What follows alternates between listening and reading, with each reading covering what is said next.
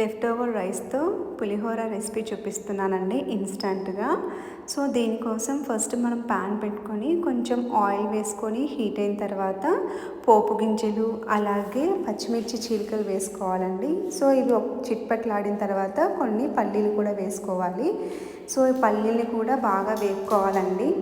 ఇలా పల్లీలు వేగిపోయిన తర్వాత మనము నానబెట్టుకున్న చింతపండు గుజ్జుని తీసుకోవాలి. అంటే మనకు రైస్కి సరిపడా తీసుకొని వేసుకోవాలండి. సో ఇలా చింతపండు గుజ్జు కూడా వేసుకున్న తర్వాత ఇందులోకి కొంచెం పసుపు ఉప్పు వేసుకోవాలి. అలాగే బెల్లం వేసుకుంటే పులిహోరలోకి బాగుంటుందండి. లిటిల్ బిట్గా వేసుకోవాలి. సో అవన్నీ కూడా వేసుకొని వేపుకున్న తర్వాత ఈ చింతపండు గుజ్జు అనేది బాగా మరిగిపోయి దగ్గర పడేంత వరకు ఉడికించుకోవాలండి. అంతే. అలా ఉడికిపోయిన తర్వాత వాటిని ఒకసారి మళ్ళీ మిక్స్ చేసుకొని మిగిలిపోయిన అన్నంని వేసేసుకొని మిక్స్ చేసేసుకుంటే ఇన్స్టంట్గా పులిహోర అనేది రెడీ అయిపోతుందండి.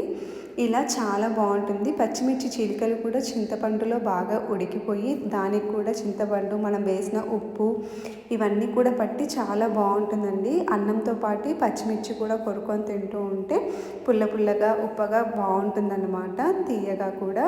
సో ఒకసారి ఈ విధంగా ట్రై చేసి చూడండి. ఇన్స్టంట్గా పులిహోర చాలా బాగుంటుంది. సో ఎప్పుడైనా మధ్యాహ్నం అన్నం మిగిలిపోయినప్పుడు పిల్లలు ఇంటికి వచ్చే లోపల స్నాక్స్ లాగా అలా చేసినా కూడా చాలా బాగుంటుంది. సో ఈ రెసిపీ నచ్చినట్లయితే నా ఛానల్ని ఫాలో అవ్వండి. Thank you.